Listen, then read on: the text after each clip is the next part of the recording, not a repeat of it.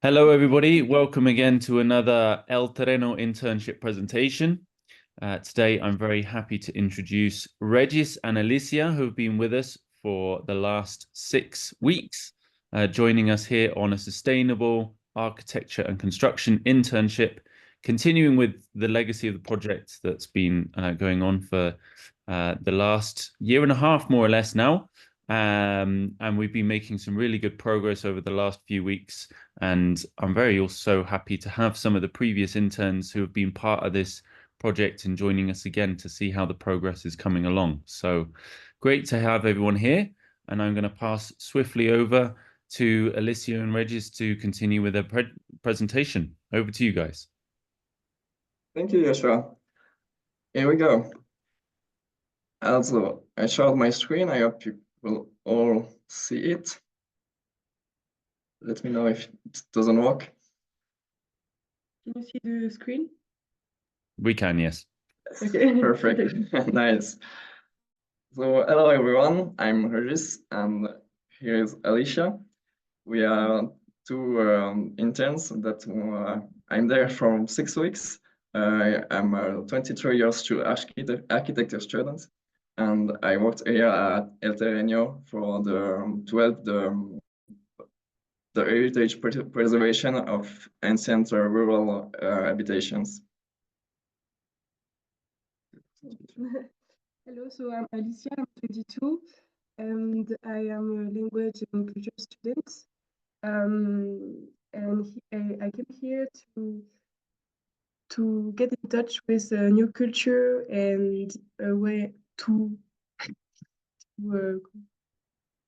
know a new way to preserve local architecture, and yeah. During our stay here at El Terreno, we had the chance to work on 2 different projects. One of them being a design one, and the other ones being a building project. And that was a great opportunity to see how the 2 main components of the architecture work were approached here in Ecuador. So let's start with the design project.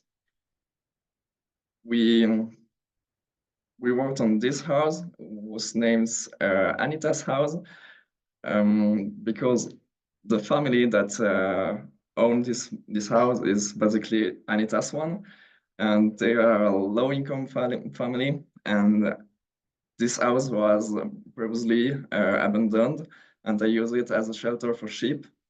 So the goal for us is to get to renovate this house in order to get a little cabin that could receive interns or tourists in order to diversify the income generation for this family. What we did here for this project, we started with measuring all the building in order to be able to do the plans and model it on SketchUp. We also drew some sketches to explore the possibilities that we had to transform this little cabin. And then we prepared the construction site planning for what it could look like. We did some calculation to explore if it was economic and viable or not. And we defined some principles for the design so that it could ensure the preservation of the heritage that is this house. And so the main goal were to conserve at first most of the existing walls and that are in remedials, and to build something that will be temporary and more light with some new wood structure that will come in front of the house. The idea underneath was to get a distinction between the existing and the new structure. The new structure going to be more light and more versatile, opposing to the old heavy and rigid walls. So here's the result of the research and the designs that we made. As you can see, there are two parts of the house. You can see on the back the walls that were in hermit earth and that we plan to preserve, and lighter and structure in wood that could be arranged and should be able to receive the chip at the first time, and then could be transformed to receive some people in it to get a little living space. Talking about the building project, this was also at first an abandoned house, but at the moment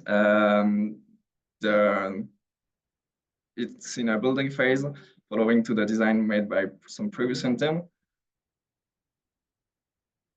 The goal is for this family to get a house.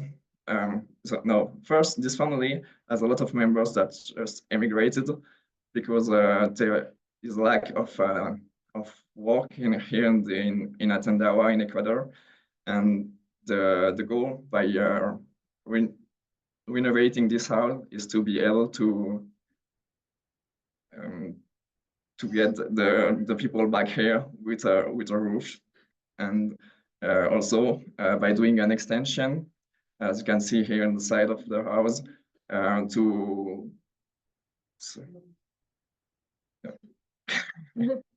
yeah, to be able to get some interns that will be also a new oh wow, a new income generating solution.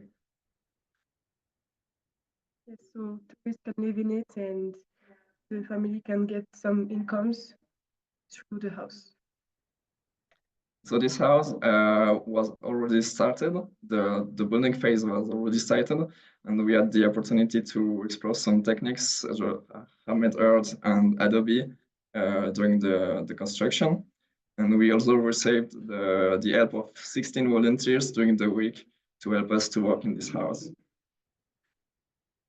What we did exactly, let Alicia explain that. Okay, so we can see in this slide that we had to do a mix of Adobe. So you can see here the mix with the straw here. And the Adobe is made of water, soil, lime, straw, and horse poop.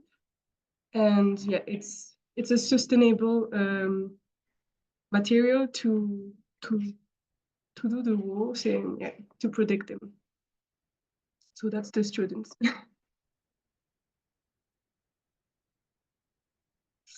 So we can see that's upstairs in the house. So that's the walls at the beginning, with the hole here to the light to come in. And we had to cover it with Adobe, so we can see here how it looks like now.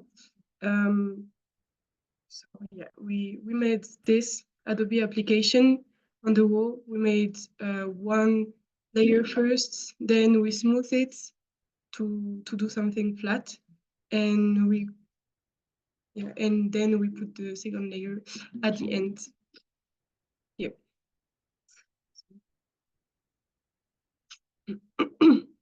And then we had some issues in the bathroom. So there was a hole here. So we can see here that some fungus are present. And so we needed to fix the hole in the roof. And we were able to make it because a professional came. So he did it, a carpenter. And then we had to do this full with Adobe too. So we put Adobe here and here. So here it's here and here. And yeah, we fixed some holes. Here there was a big hole in the structure, so we fixed it and we put Adobe on it. That's the painting and Adobe test. So the painting is made of natural pigments. So we can see the color of the natural pigment that is very common here in the Andes. And this, the Andes. And yeah, so we made it like this with glue, water, and some powder. And we tried here some colors to put on the Adobe walls who are finished. And yes, we can here see Regis doing some Adobe. So upstairs there is a window. We call it the Chimborazo window because we can see Chimborazo through it. And we needed to do some steps because here there is a little roof space, like a crow space. You can see here the name, and it's more like for the children to stay, to play, or maybe some beds. Yeah, and to get here we needed some stairs because it was too high to go, and so we drew some sketches. yeah, some sketches. To explore the possibilities that we could get from the stairs. The main goal was for us to implement and integrate them into a wall structure that could be a shelf along the whole wall of this part of the house. Yeah.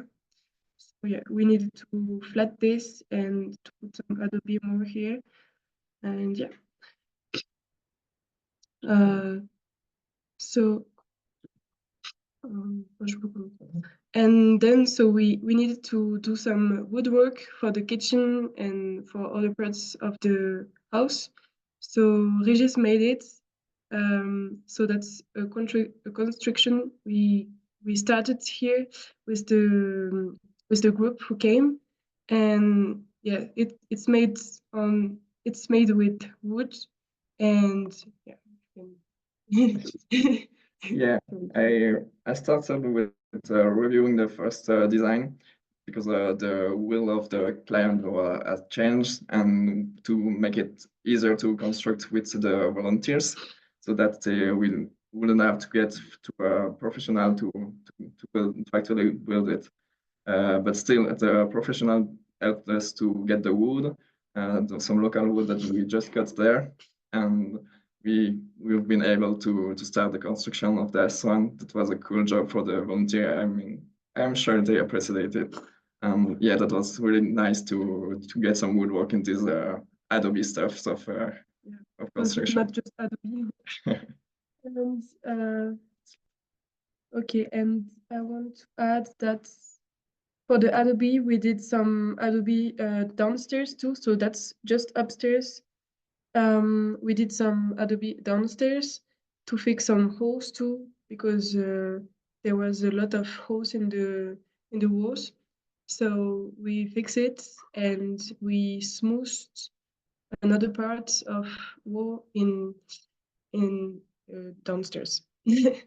And yeah, and we didn't mention it, but we did some wood painting, so to treat the wood, mainly here in this area, and upstairs a little bit here in the carpentry, and yeah, so we treated it.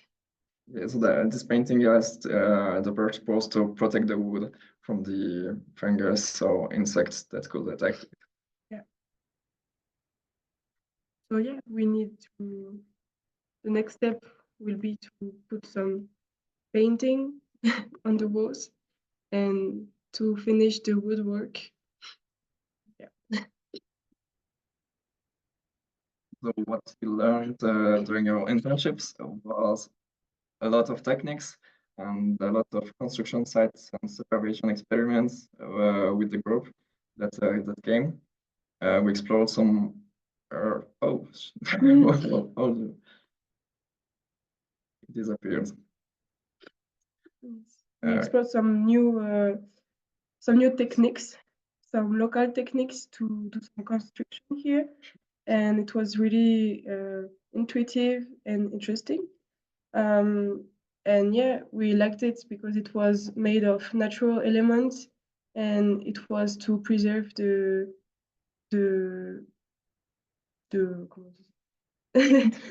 it was to preserve the environment from here. So it's really good, and yeah. Yeah, and as there are not high technology tools here, as in Europa or way more advanced, we used a lot of low technology solutions, and that was very interesting to see how the locals could turn what we're doing in Europe with some complicated tool into simple solutions. And yeah, the experience was full of challenges, of adaptability, needed a lot of communication to ensure that all the workers work along and in a way that was effective. And we also appreciated the contact with locals and be able to learn and speak a bit of Spanish. That was really cool. And yeah, a lot of responsibilities too, but that was really nice at the end. Okay. Do you have questions?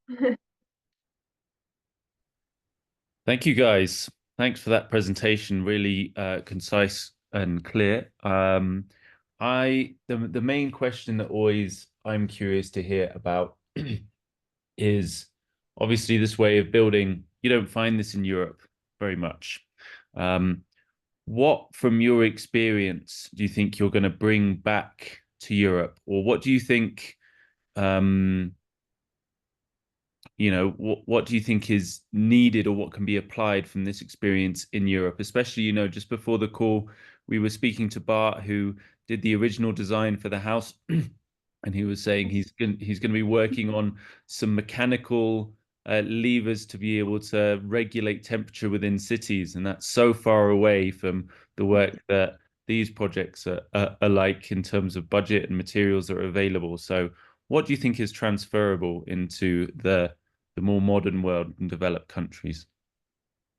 Yeah, so for sure, these techniques are really interesting for Europe because we have in Europe a lot of excavation and for the new buildings, and the earth that is excavated is just some rubbish. You can't do anything with this, and we have to stock it or to put it away. And so the construction in with earth, I think, is a good way to reuse this and to avoid to pour some more concrete into our cities. And yeah, you mentioned it also. The qualities of the construction in earth are really superior of the ones in concrete and with some peripheral insulation because of the thermic capacity that they have and the fact that it lets the building breathe. Yeah, exactly. So I mean that's really interesting. I got the chance to do some workshop of parameters in my school. That's something that's coming. That gets a new renewal in Europe right now. So that was really interesting and a bit ahead of our time, if I can say that, but because it's a really ancestral technique, but it's coming to a new life here. And I think in Europe, everything costs something. Like it's always expensive, and here it's just made of earth, and we can do something very good just with what we have at hand. And I think it's really really interesting. Yeah, it's also changing the paradox of the retribution of the work because actually at the moment in Europe we pay a lot of the materials and not so much the workers. And with this construction that needs a lot of time to be applied, the money goes to the worker and not to the materials anymore. Great. Any questions from anyone else in the audience? Yes. Oh, yeah, you go ahead first. All right. Okay. So my question is could it be answered by either Regis or Alicia? Which what do they think will be the biggest money spinner for the the low income families that you've helped? The money spender, you said? Okay, what have you done do you think would potentially earn some of the people that you've helped the most money? For the moment, as the design project hasn't gone to a building phase, I would say that the Jonas house, the more concrete one, the one that will help the family and at first, because it could be really sooner, obviously, and it's but in the way that will help the family. I mean, they could both receive some interns or some tourists, and in the for the Jonas house in the extension, and for the design project, that's a whole little cabin for tourists. So that's going to be maybe two different publics, but the result at the end is the same, and it's to diversify also the income generation for the families, because they are mostly living from the farming, and that's something that could help them going through the difficulty that they encounter here with the agriculture. Okay, thanks. So I was wondering about, I was wondering if you could elaborate a bit more on the design process for Anita's cabin.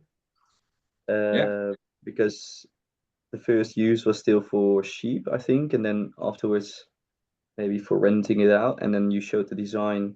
I don't know if you can get it up on the screen again, but yeah, I was wondering like how you guys came up with the design, and what the ideas are for developing something that will get such a different use over time.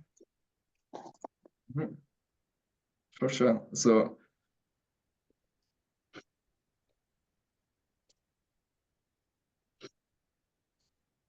the first explorations that you can see here in the left-hand side of the screen are the geometric and interior space exploration, which mean that we'll look at something that could that could get people, because for the moment we said it's cheap, and we needed to cut the house because of the road that is next to it. So the house will indeed lose a bit of the half of her existing walls. So the living space has been moved from one side to the other side of the house, and it's the reason why we are building something new, the left-hand side of the house.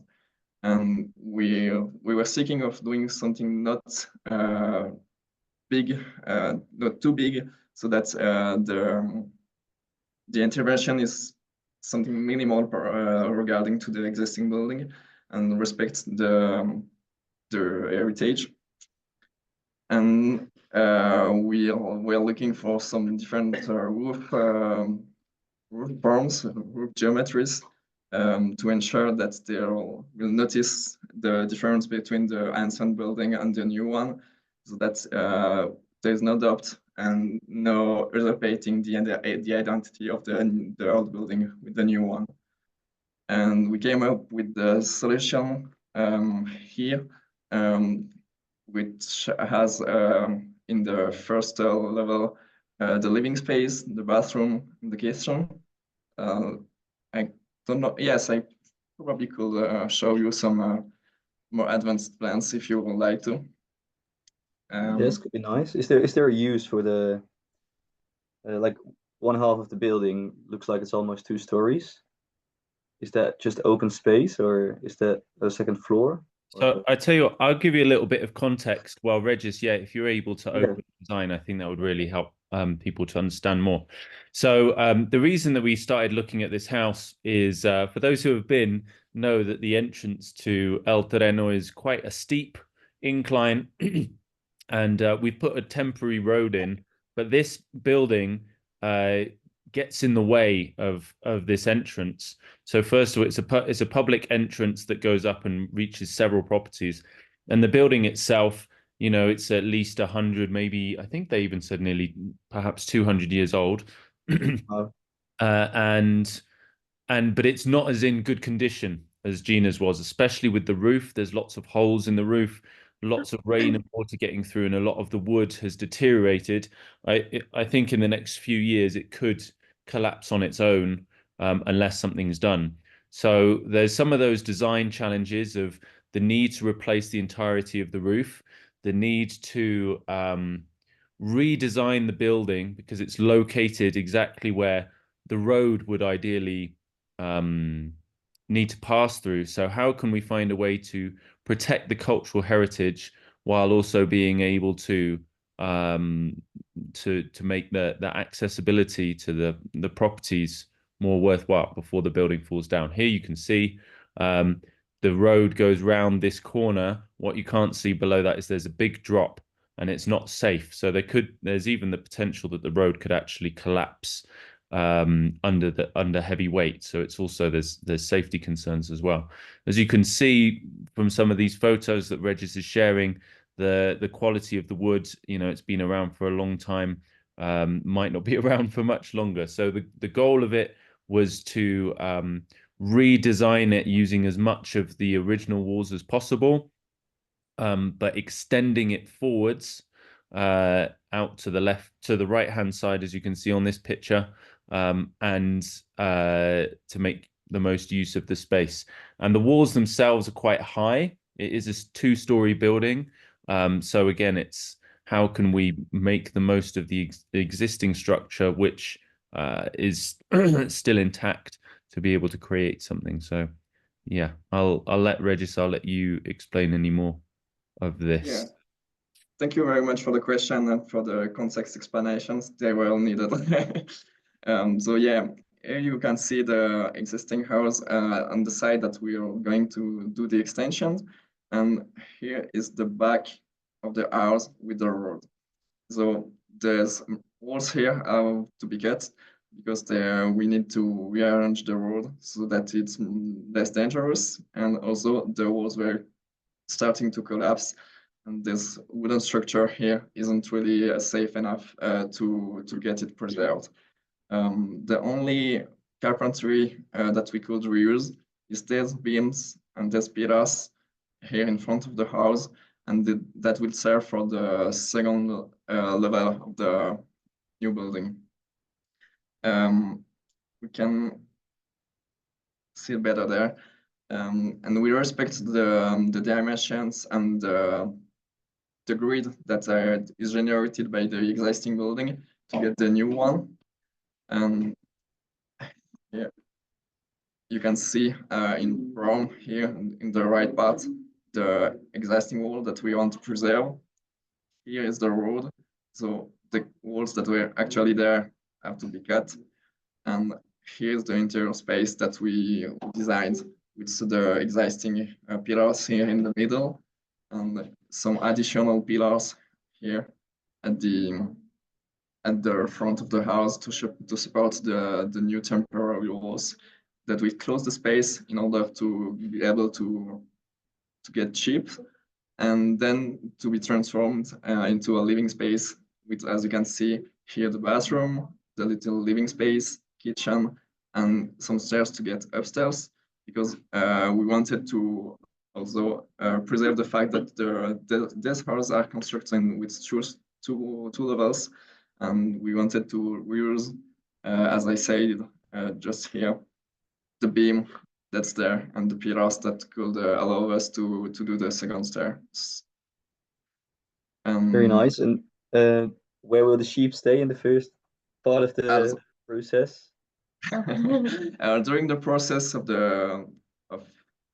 doing the walls, the owner could find another solution for the sheep next to his house, so that's not really a problem. And then he could easily get them back into the space there.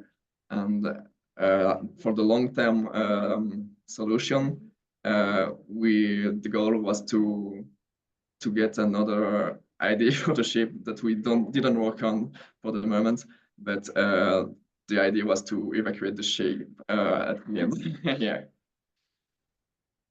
Nice. And yeah. Thanks for elaborating. That's the little second level space with just a little office and a desk, sorry, and a little bedroom that goes just under the roof.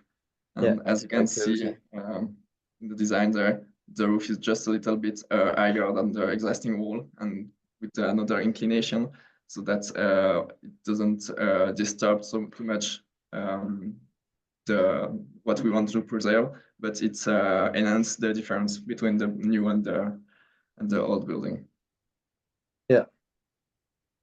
Nice. Thank you. Any, I don't know if you're on the computer with the SketchUp designs that we can look at it in 3D. Oh yes, maybe if you. Okay, great. But I need to connect first. Okay, I'll let you do that. No problem. I'll share my screen in 2 minutes. Yeah. Yeah. Alicia, is there anything you want to add? I know you weren't so involved with the design process. Yeah. Yeah, so I came after Regis made the design of Anita's cabin, but yeah, it's a very interesting project, and I find it very interesting because we can keep the structure of the walls and add some new walls in it. So yeah, and Regis made some design to be able to see the difference of the existing walls and the new walls, and yeah, it's a really good project. So I hope we will be doing this one day. And obviously, you haven't come from a technical architecture background. Looking at it from more of a sort of cultural background, what do you think the importance of protecting these kind of buildings is from a kind of historical, cultural point of view? I think the house here can reflect the culture of the people and how they live here, how they build their houses. So I think it's really important to keep the culture here and to not put some new thing from I don't know, like from plastic or so yeah, I think it's really important to preserve some culture in the countries, and because if we don't, every house will be the same, and it's not good. And yeah, also like we said, it's good for here the locals because they can use their own materials, and they don't have to buy too much. And so yeah, I think it's good for preserving the culture of here and to preserve the nature too. So yeah, culture aspects is really important. Hey, I'm ready for sharing my screen. Let's do this.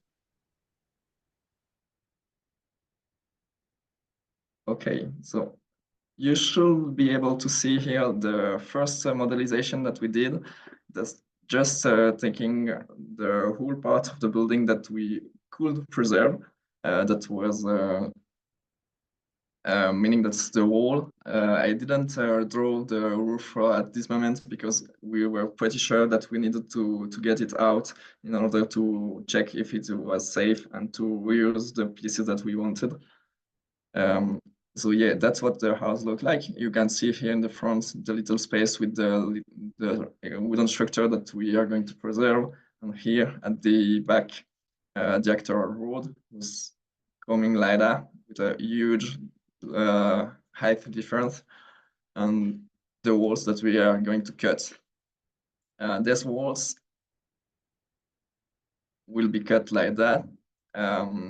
We'll preserve this wall here because of the ground that's just on his side, and also to to conserve the image that could the people could get by seeing this building. So that we are no doubt that there was already a house here, but that was not the same, and it makes obvious that what we construct here is not the what was there at the beginning. So here's an important part of the project of preserving this wall along these ones to get the new structure. And you can also see here in the terrain the new path of the road that will be smoother and less dangerous than it is right now. But yeah, let's talk about the building. You can see here all the structure and walls. So here's the primary structure that is designed to be modulable and versatile, so that we could arrange the walls inside as we do want without any constraints about them. We can see that we are constructing between the existing walls, so that we insert the new building in the existing wall. That's also to get a new structure that is less obvious than the existing one. That has less importance, let's say. And yeah, what can I add to this?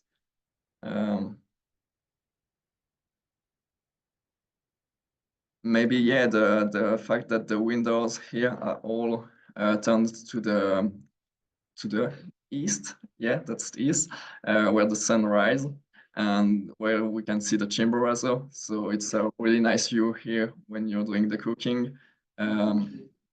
Oh, when you're at the office. And yeah, I don't know if you have some more question about the design or want to see something here on the modelization.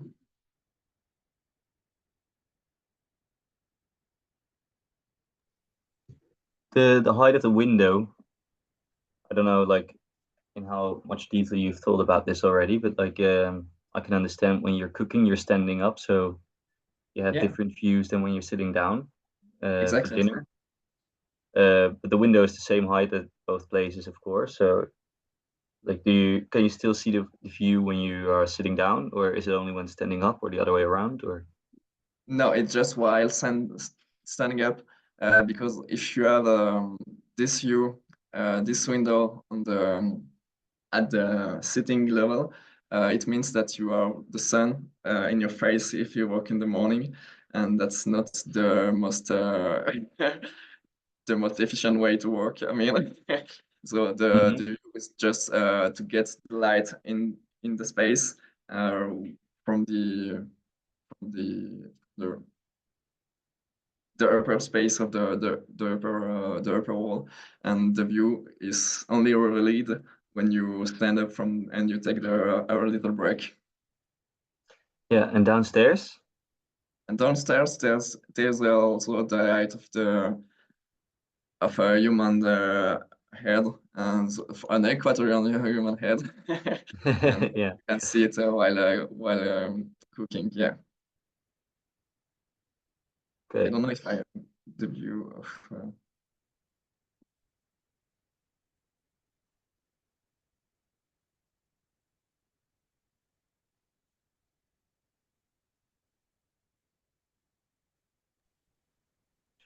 And with all of these sorts of building projects, as things are very different here in terms of there's not the same strictness in terms of planning and other things like that. So these sorts of decisions have the opportunity to have some flexibility depending on how the project evolves as well.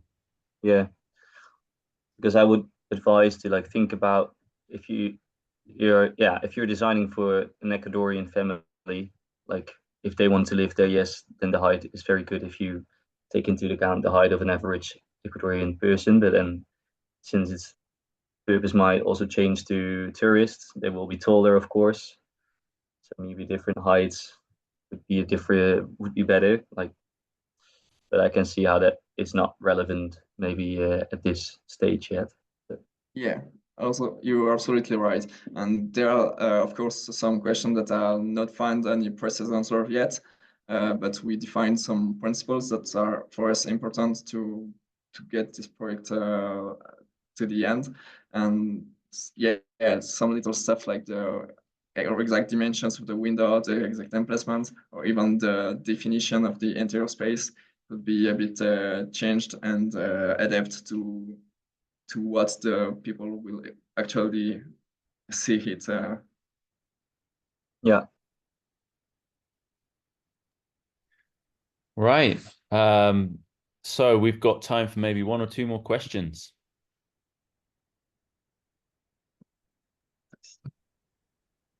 Hi, everyone. Hello. Hi, Joshua. Hi, everyone. Thanks, guys, for your presentation. It was really, really interesting. I have a question for you, and it's about your experience. And for example, what advice would you give to other students considering undertaking a similar project in Ecuador or in another country?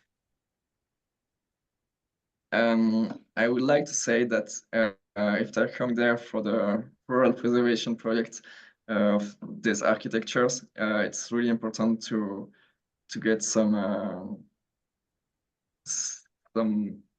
specific attention to the existing building, existing techniques and methodologies, and to not to want to go too fast and to use the way we are using to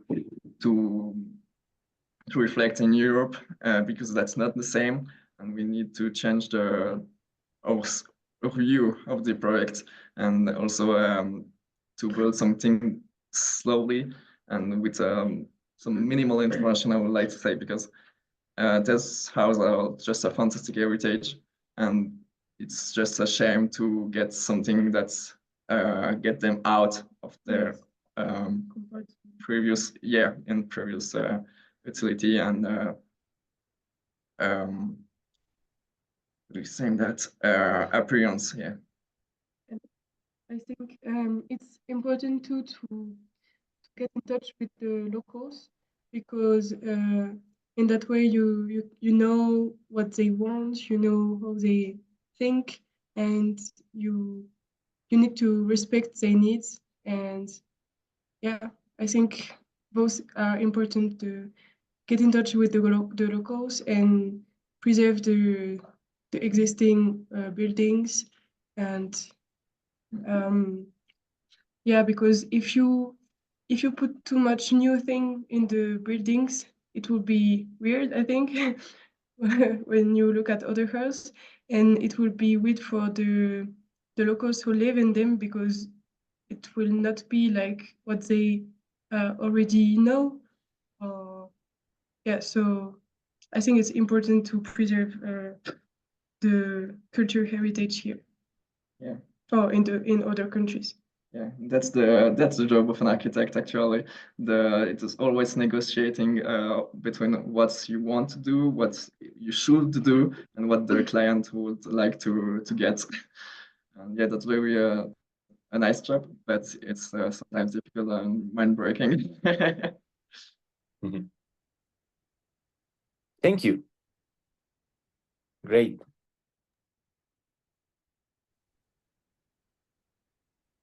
Another question, maybe. There's one final question. You can take that.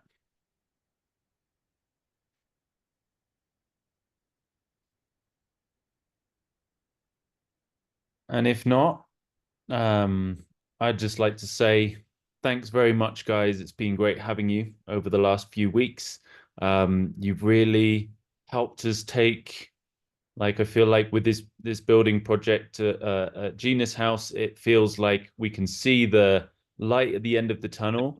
As you said, one of the challenges working with natural materials is there's a lot of labor that's required in order to get these jobs done.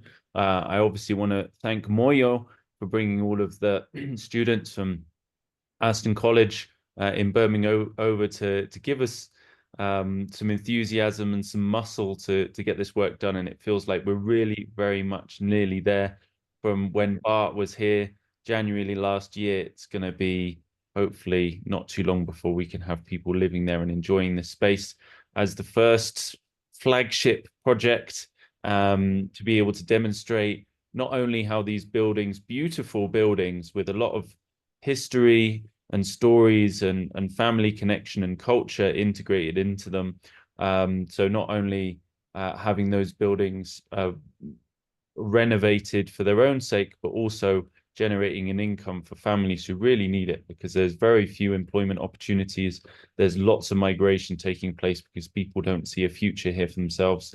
And we're always looking to find more beautiful spaces for the people who come and join us in internships and in future in tourism to be able to come and enjoy that. So yeah, and I hope that we can move forward and one day also take this beautiful design, because I think you've done a great job with the design on Anita's house.